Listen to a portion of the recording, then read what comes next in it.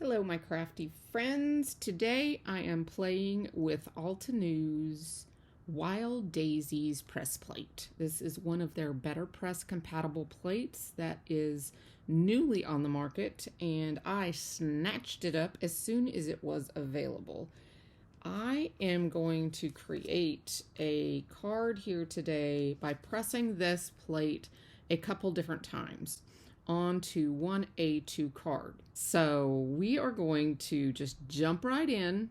Now, I do have numerous samples of other cards, a lot of them containing glimmer, using this same exact plate. You do not want to miss them. They will be towards the end of the video, so make sure you stick around. So the first thing I'm going to do is take some of Altenew's satin tape.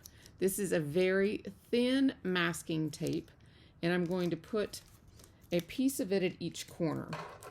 I'm really enjoying this tape because when you pull it off, it does not peel your paper.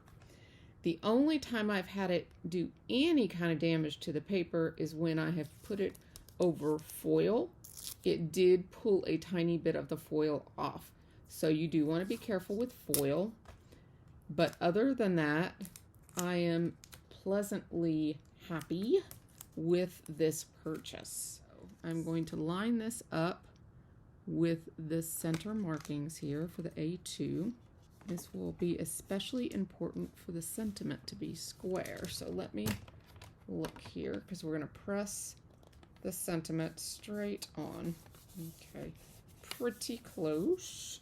I'll just set this to the side. Now this plate here from the Wild Daisies is a very long plate. It is larger than my hand, perfect for a slim line, and we're going to attempt to do it on an A2 and do it twice. So I want to, show you guys as much as humanly possible that can be done with your products. So let's see. I'm wanting this to come in this way, and I want a little of this leaf in the corner, and then I'm thinking of running it through a second time down here. So that's my train of thought. So it's going to have to run off the plate for this to work. So I'm going to lay it like so, and I'm going to watch these lines here. So let's see where I want my hello. I'm wanting my hello, which I will stamp this the first time through. And let's go ahead and have this right under it. Maybe I'll even move the hello up a little bit more. I'm going to snuggle this up farther. Move it in a little bit and have that above this center line. And I'm going to go ahead and have this flower tilt below the second line just a tad. So if my vision is correct, we will be okay. Now, after we get this panel done, we are going to watercolor this. So you don't want to leave just yet because we are turning this into a watercolored image. So there is a tutorial to follow. So stick around, my peeps. And if you're just joining me for the first time, welcome to my channel. I would absolutely be honored if you'd like. Send me a little comment below and subscribe if you've enjoyed this video. And make sure that sticky is still stuck. Put my plate right on top, and we are going to run her through.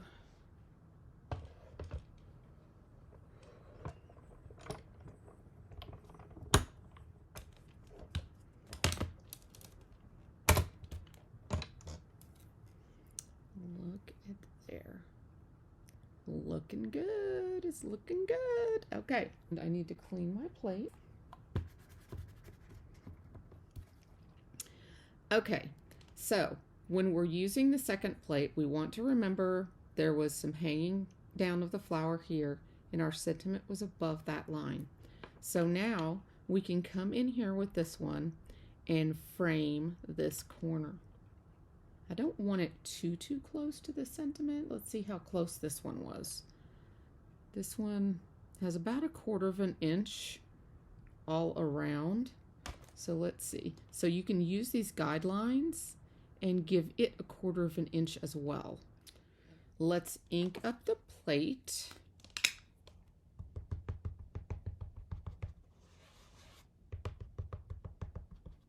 Remember, you only have to ink the part inside the A2 area.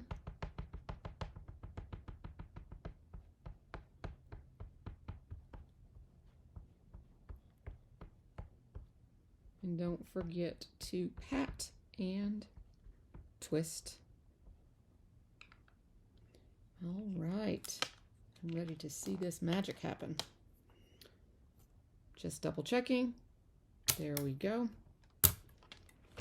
Gonna run this through. Fingers crossed. I'm closing this up because I'm confident it's gonna be beautiful.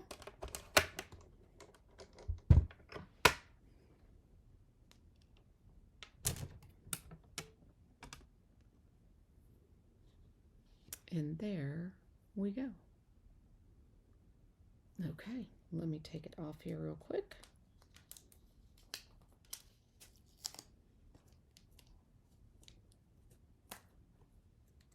Absolutely no peeling of the cotton paper. See? Wonderful. And there is our finished panel. Okay, now let's do some watercoloring. Okay, my friends, I am back. And I have gotten my Altenew watercolor paper, which is what I pressed this onto. It comes in A2 size, which is 4 1/4 by 5 1/2, and it also comes in 9 inches by 12 inches, which I loved the larger size pad. So I just love the packaging. It's gorgeous. And this is cold press paper. And I noticed that these smaller sheets are 50% cotton, but the larger sheets are 100% cotton. So I use the 100% cotton for the better pressing so that I would get all of that detail still. If you can see that, I still have that ridged detail. Well, that's why I went ahead and used it, but I just now noticed that it's both 300 GSM and both 140 pound, but I wasn't sure if that would make a difference. So I went ahead and stuck with 100% cotton since that is what the BetterPress is usually known for using. So I went ahead and used the watercolor though paper because the BetterPress paper doesn't hold the water as well. It sucks the water in.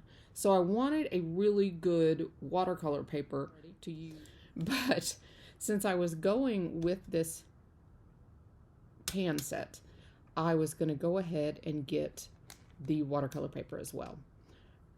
I'm also using their watercolor brushes. I went ahead and got both sets of those.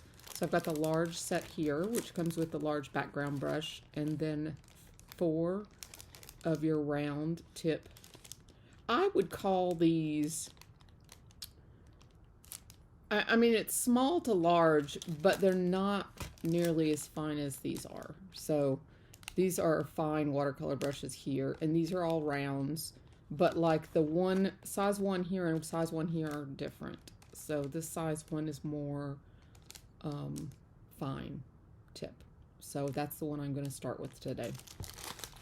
So there is the rainbow of colors that it comes with, and I am going to go ahead and reactivate this color right here that I had mixed. Like that.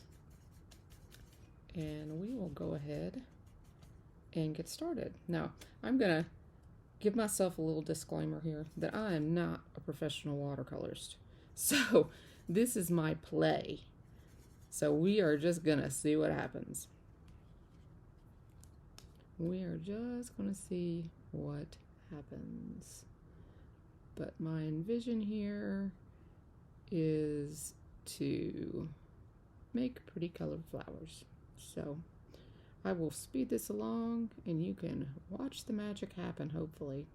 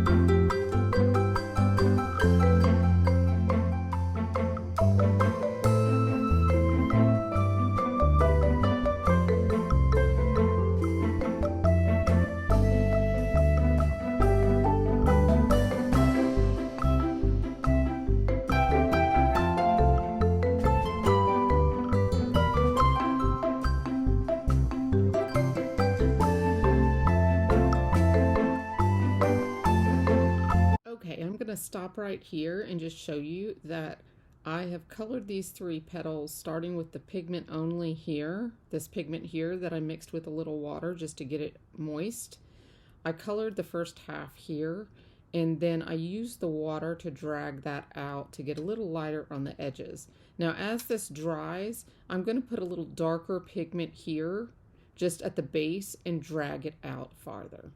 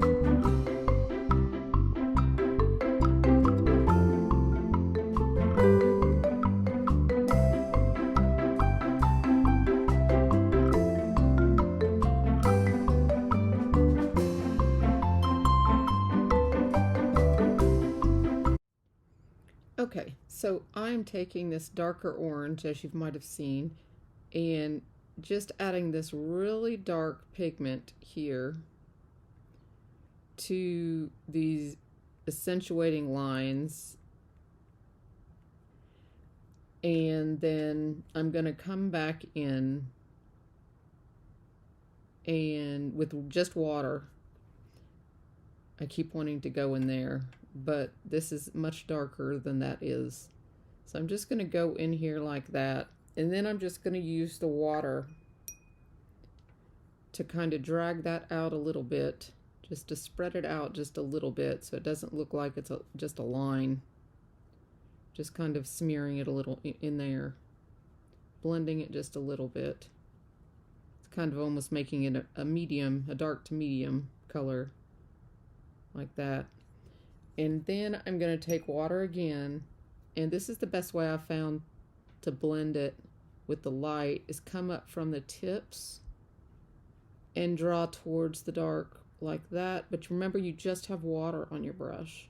So this light is hitting that medium dark and is giving just some gradual color change. And that is giving me a medium gradient, which I'm okay with.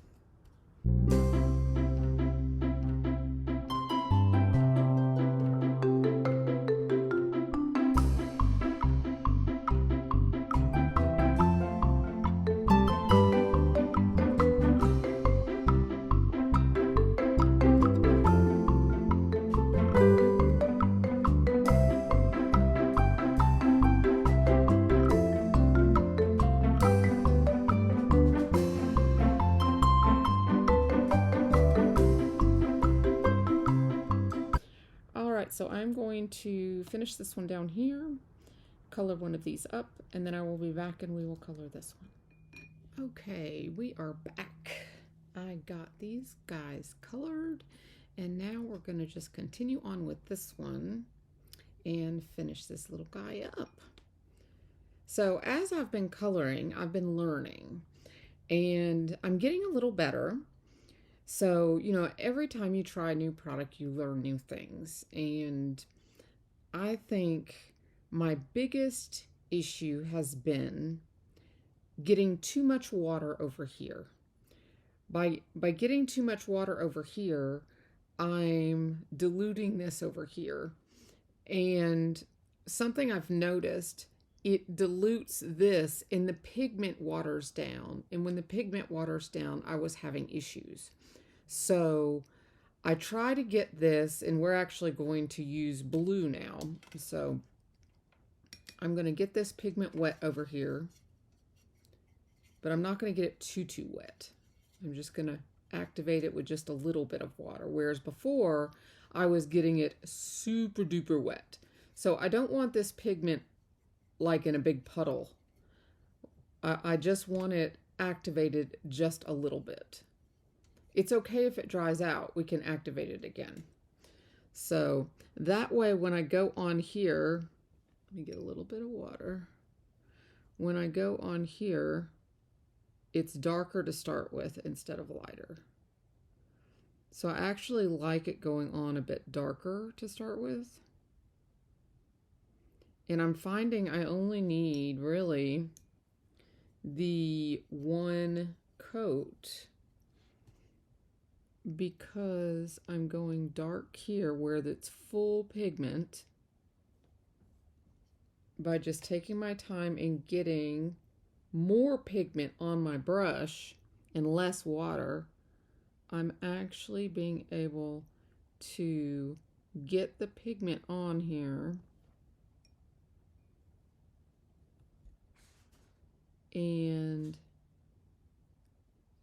get the pigment where I want it, and then get a little water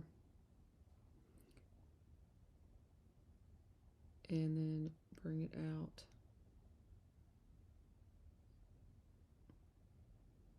And lighten it on the edge.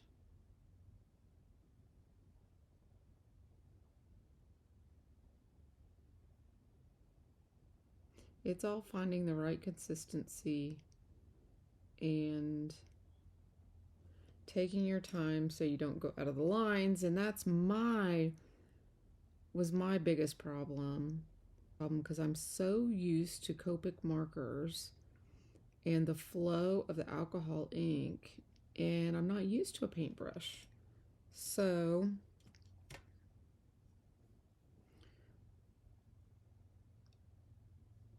I'll lighten that a little bit. I started here in the center just so I can lighten that a little bit. I want to be able to get this detail edge over here. There we go. I'll just blend that right there in the center so we get a gradual blend there. And I think I'm just about happy with that petal.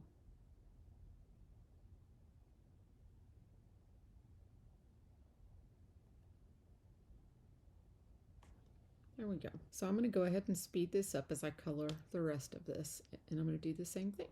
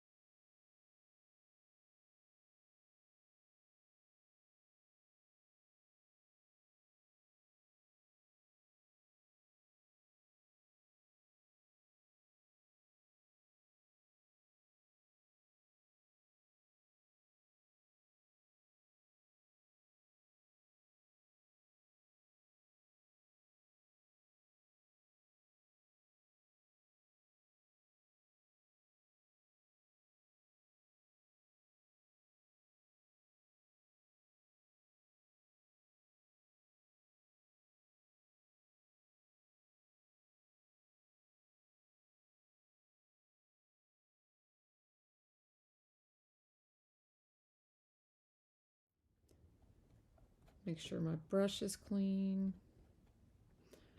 Come over here and activate this here.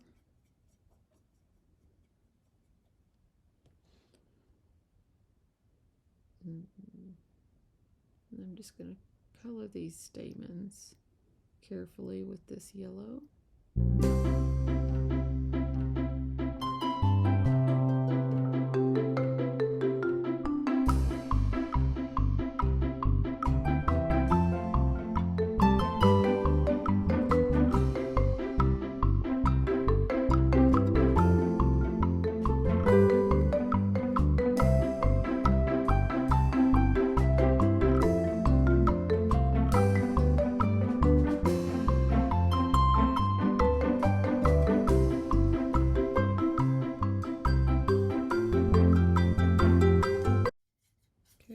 Just reactivate this green and we will color our center. And I want to dilute this down a little bit. Probably should have done this after the yellow dried. It was an afterthought. So I will just leave it like that and not go too much into it. I'm going to turn this around so I don't get near it. And go ahead and work on our leaf.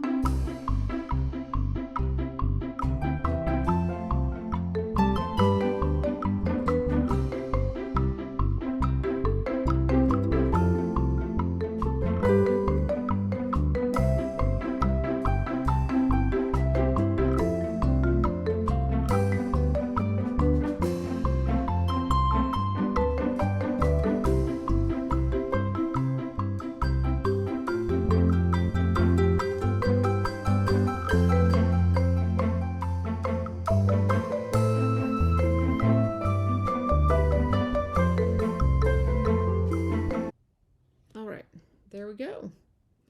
So I'm going to put this away. And I'm going to grab our card base real quick. And what I'm going to do, I am going to use this double stick adhesive on the back of this. Anytime there's something with water, this watercolor paper actually has not curled very much at all. I'm really impressed with that it's not more rippled, but I still like to give it a firm support anytime there's water involved. So I'm going to put the double stick adhesive on the back here and then mount it here on this card base. So that is my main card for today, but I do have some bonus cards that I promised to show you, and these are all foiled cards. So same plate, just with foil. I'll show you the first couple ones I did, and then I'll show you the reverse. Now I mentioned that you can do a slim line with this. So here is my slim line. Look at the detail in the foiling. Isn't it gorgeous foiled? I just love that, and I love all of you. So here is the slim line, and I just love the way that turned out. So that is one of my cards. Move this water so we don't spill. So there's 1 and 2. Now the reverse of this, because I have been playing with reverses, let me grab it here, is this one right here. Now this is my boo-boo reverse. This was the first one I did, and of course this is what most people get when they're learning reverse foils. Now this is using the waist, as most people know. When you use the waist, and a lot of people have really hard times with it transferring. So I have been working with this a lot, trying to find that perfect recipe on how to get this to transfer just right. So I'm working on it. It's still a work in progress, but I will have a video up on Wednesday that shows more reverse foiling and actually doing it in tutorial form. So you'll get to see the actual process. So be watching for that, and make sure you hit that subscribe button so you get notified. Ring the bell and you'll get notified of that. So here on this sentiment, I actually heat embossed on top of the foiling. I didn't know if it would work or not, but it actually did. And it gave me that rustic look that I was going for. I thought it was very vintage and rustic, and I just added some twine here and just popped it up on some foam. And I actually used a embossing, I don't know if you can see that, but I used an embossing folder and embossed the background to give it texture. There you go. It's like a small brick embossing folder from Altenew. So I used that for texture, and there is that reverse. Now, the next one is this one right here. And for this one, I actually used the mini blending brushes to color in with the ink pads, to color in the foiled image, just very, very carefully. These little small detailed Altenew brushes are the ones I use. You see they have a detailed tip here on the end. That is what I used to color in the foiled image here, just using dye-based inks. I thought that turned out pretty good. And I was just messing around, guys. For this background, I actually did just a quick wash of watercolor. And there's that one. Now for the reverse of this one, I reversed on colored cardstock. So there is that one. This is a cover plate from Altenew. I will have all these items linked below if you're interested. And this is a die set from Altenew. And this is the same set but foiled. So you can get the matching coordinating die that you can actually have a die and a shadow, or you can use this die to cut out the foil. And this is the reverse foil. This is the regular foil. So it foils, and then I reversed it. So see how many options you have with foiling when it comes to your products. So make sure you check back on Wednesday, get to see another video. But for today, I have absolutely adored playing with Altenew's Wild Daisies press plate. The sentiment ones that I played with were the Versatile Greetings. This is the die set that has the shadow dies and the regular dies, and this is the hot foil plate. So that is what I used along with this, and I had a marvelous time. I hope you enjoyed the content and that you will come back and see me really soon. Thanks, guys. Bye-bye.